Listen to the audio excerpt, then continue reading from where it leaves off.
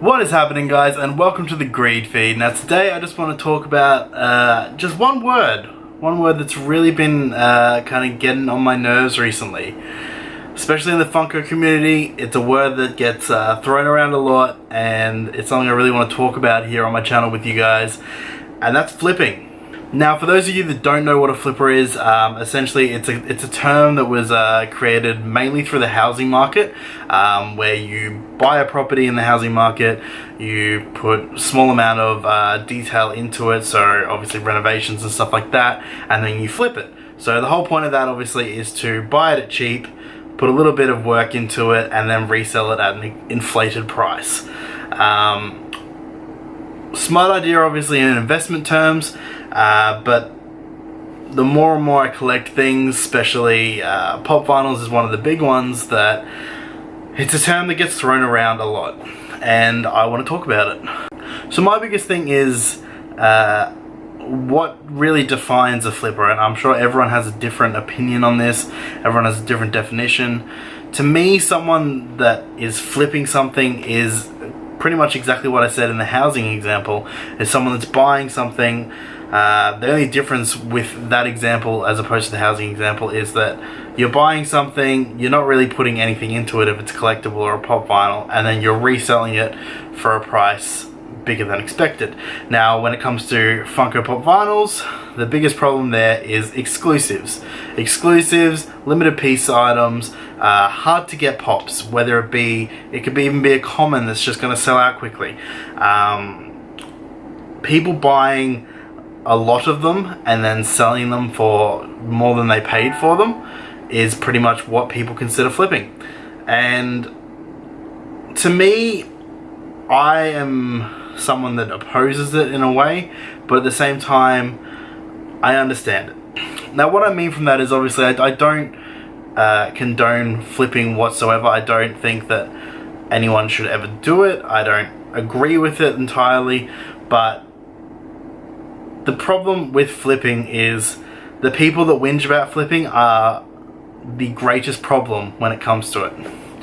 What I mean by that is, if John over there buys a pop vinyl for $20 and realizes that, hey, you know, a lot of people want this pop vinyl and they can't find it, and John decides to sell that pop vinyl for $40. So he's made $20 profit. He's happy. The person that's bought it off him is clearly happy because they paid an inflated price, because, you know, we want everything in this world. We can't wait out, unfortunately. A lot of people are very impatient, and, you know, you may not get another opportunity to get it. So they pay the inflated price, and, you know, they're happy, John's happy, win-win. The problem with that being is that then John goes, well, if I can do that with that pop vinyl, why can't I do it with this one? It's the same thing that happens with any kind of collectible. As soon as these flippers get a hand of what's popular, or what could possibly be popular or exclusive, or limited run, anything like that, they buy up. Now, the biggest problem with this being is that you now have people that are legitimately trying to make money off doing this. And the problem you have with collectibles, especially Funko, in the way that the pop vinyls are going. When I first started collecting, I didn't even realize there were other collectors out there.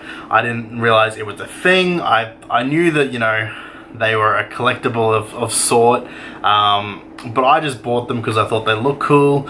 I didn't think there was a community like there is. I didn't think there were people that you could talk to and you know, have full-blown conversations about these little tiny figures. And obviously, as Funko's expanded as a company, as they've gotten bigger and better, as they've released thousands upon thousands of different pop vinyls, the community's just grown. And because the community's grown, the flippers have grown. Now, when I first started collecting, there weren't really flippers, and if there were, you didn't know they existed. I don't remember in the first few years I was collecting ever paying more than retail for a pop that I wanted. If I wanted it, I bought it. The only thing that I remember ever being at an inflated price was Groot from Guardians of the Galaxies. I remember when that movie came out, if you hadn't pre-ordered Groot, obviously because a lot of people fell in love with the character after seeing the movie, he was out of stock for ages.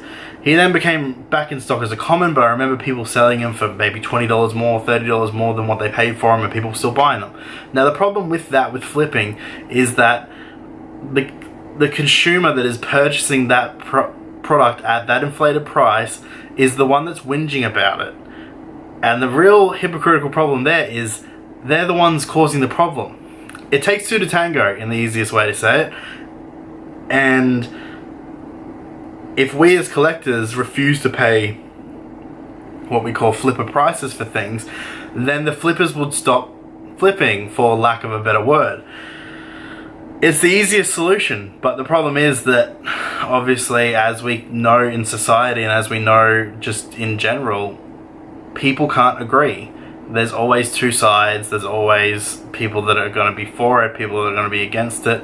There's always going to be people that would happily pay $30 more so that they can actually get the pop, rather than, you know, spend 2-3 months like I've done on some occasions trying to find the pop at a reasonable price. There's always going to be people like that. So unfortunately, stopping flipping is just not able to be done. The reason I wanted to talk about this is recently it's been a big thing in the Funko community. It's really starting to get to an aggressive point where it's actually turned a lot of collectors, and even me myself a little bit, off collecting.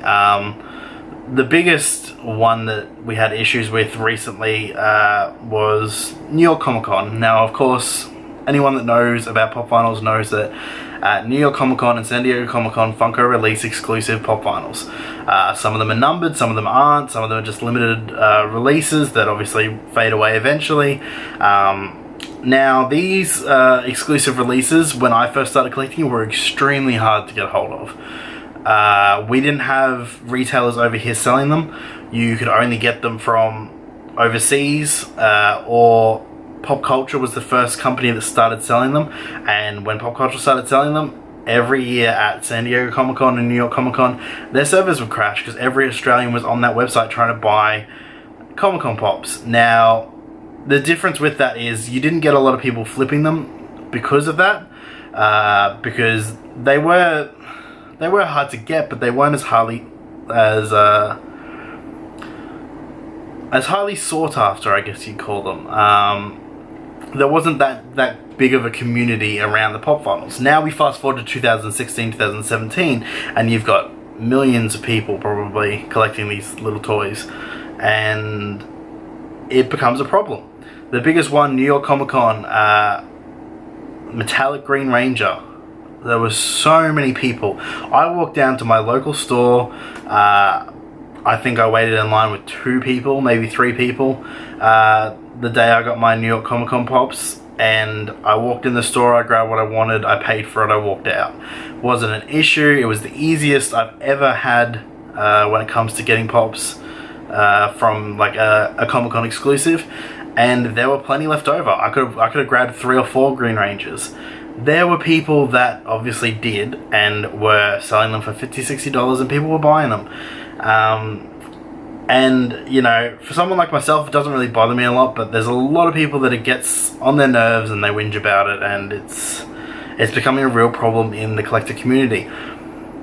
My biggest problem with flipping is, like I said before, it takes 2 to tango, and if you're buying from a flipper at an inflated rate, you are one half of the problem.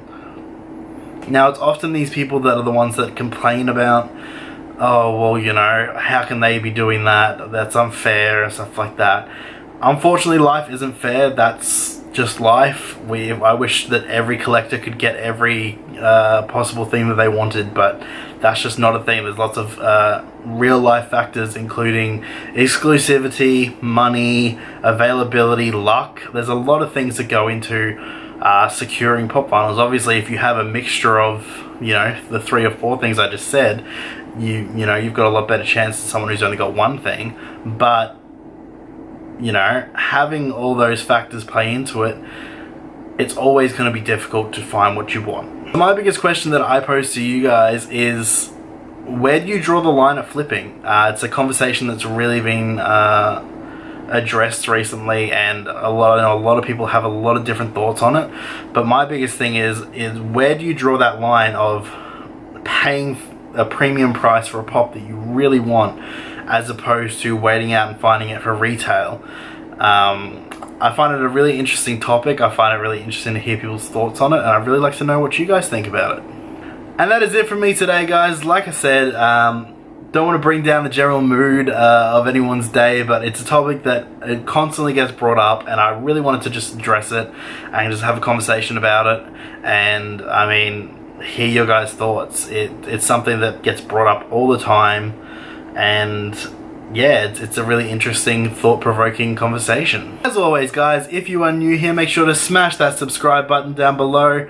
I really appreciate it. And of course, if you like these kind of videos, if you want to hear more of these discussion type thoughts / could even turn into rants, who knows, type videos, make sure to smash that like button, guys. Really appreciate any kind of constructive feedback. I'm just trying to try a few little different things. Obviously, I've had this on my mind for a little bit, so I thought I'd voice it to you guys and see what you thought about it. And that is it from me today, guys. I shall catch you next time.